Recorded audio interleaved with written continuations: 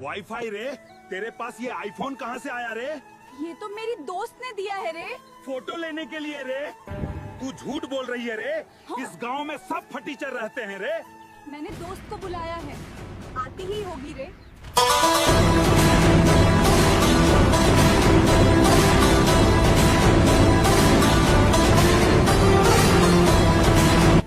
ठानू baby तुम आ गए। तू मेरी वाईफाई को आईफोन दिलाया रे।